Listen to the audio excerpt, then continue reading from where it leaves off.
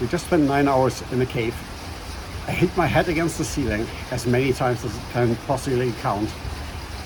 We crawled through tiny spaces, are covered in mud.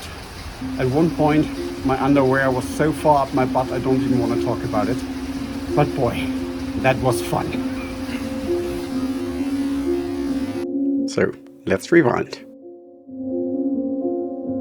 It is early in the morning and we are on the way to the end of the Muur Datal.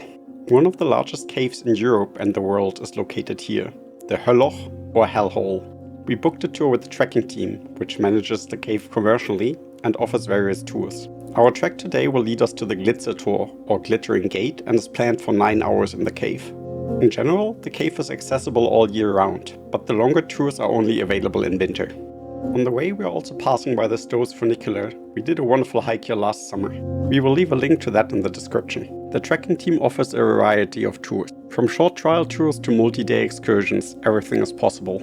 The tour to the Glittering Gate, which we are doing today, is an extension of the tour to the Water Dome. While the extension might not be too long, you will have an unforgettable experience at the end. More on that later. For the multi-day treks, I wouldn't recommend them unless you know already what you're getting into. For the tour, you require some warm underwear, and you should also bring a change of clothes for the way back. In principle, you can also just wear some sturdy clothes of your own, but we really recommend renting one of the cave's overalls. It is an extra 25 francs per person, but it's totally worth the money. With a length of over 210 kilometers of explored tunnels, the Hölloch is the second largest cave in Europe and the 11th largest in the world. The corridors extend over 3 main levels, with the lowest one below the groundwater. The cave offers a constantly 6 degrees Celsius temperature and very high humidity.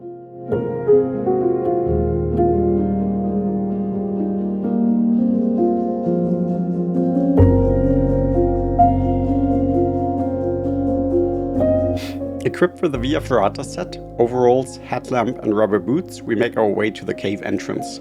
Due to the unsuccessful commercial development of the Hölloch in the early years of the 19th century, there are well-developed paths and stairs to the artificially expanded entrance to the cave. You will also find some artificial paths throughout the first areas of the cave. As a result, the first steps of the tour will pass quickly. After entering, you will quickly realize that the cave features barely any formations. Stalactites will be a rare sight during this tour. On the ceiling, you will still see the remains of a former lighting system, which was revolutionary for the year when it was installed. Only a few years after the caves opened to the public, this system was already destroyed by flooding.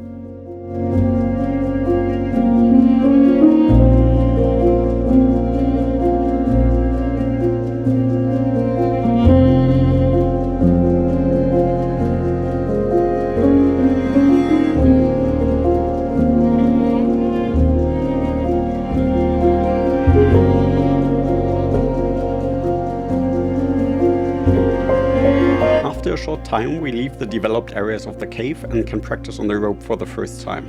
From here on, the path becomes much more difficult and progress is very slow.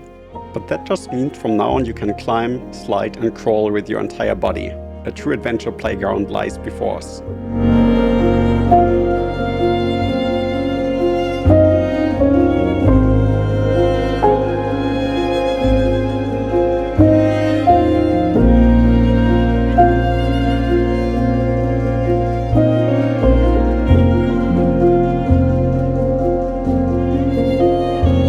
Even though most of the aisles are quite large, you shouldn't be claustrophobic. After a few hours in the dark cave, everything can seem a bit depressing.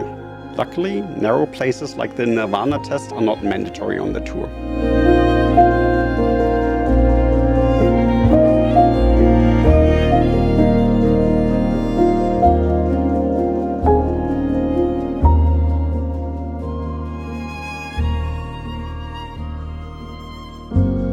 On the tour we will find a few narrow places and corners where water collects, as well as a few ladders that will be secured with the help of a Via Ferrata set. Otherwise, the biggest challenge is the slippery and uneven floor. Especially in clayey places, you will often feel like you're going to slip at any second.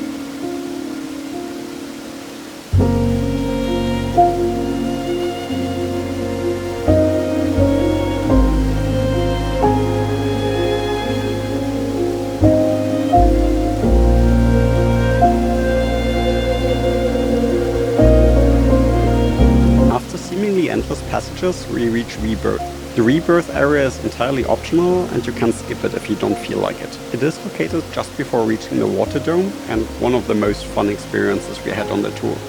This crevice leads to a very difficult corner from which one can only extradite oneself by correctly rotating one's body.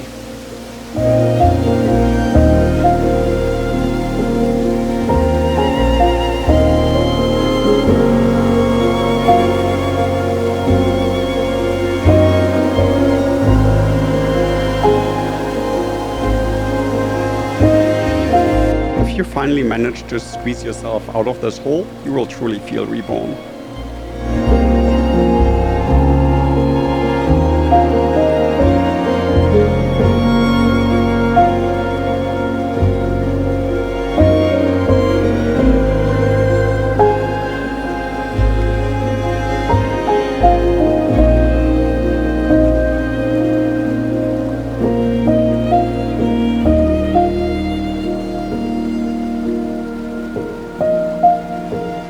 From here we reach the water dome after a short slide, one of the highlights of the tour.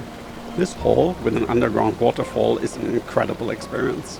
If you're lucky, this is also one of the spaces where you can spot one of the rare species living inside of the cave.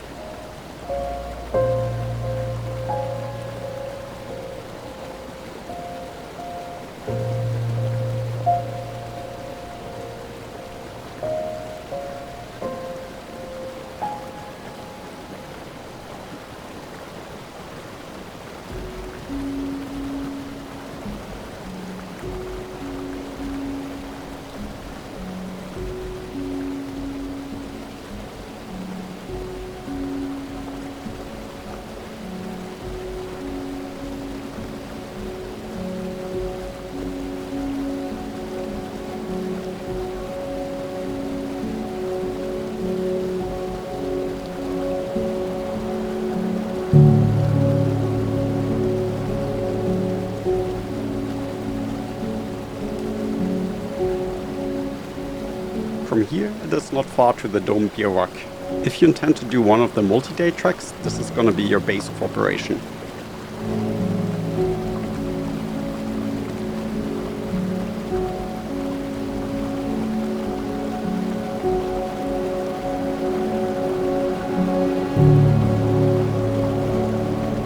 The bivouac features a food supply station, fresh water, and one of the only means of reaching the outside world from the cave. Climbing up a slippery clay slope, we will reach the Glittering Gate. The Glittering Gate offers a little bit of magic with its lime crystals, but we have to say that the water dome was way more impressive in comparison. The real attraction of the tour to the Glittering Gate comes afterwards.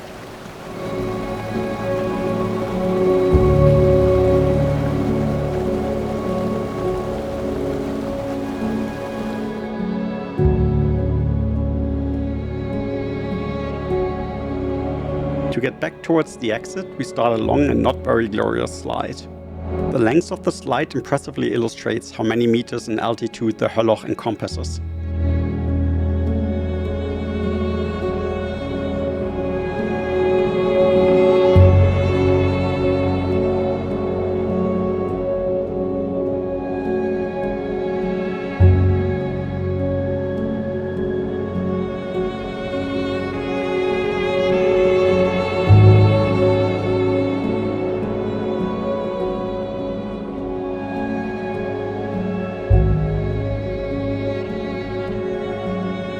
At the end of the long slide, we all reached the large hall again. On the way into the cave, we took a rest here and some of us left their backpacks behind. From here, it is still an arduous journey, climbing down slippery slopes and walking up sandy slopes until we finally reached the entrance again, completely exhausted. The Hölloch certainly is not for everyone, but if you're into adventure, it's worth a visit. Our trekking team guides always made a great impression and looked after us well. However, good fitness is definitely mandatory. We hope you enjoyed the video. If so, tell us in the comments below. And maybe see you around at our next adventure in beautiful Switzerland or the world.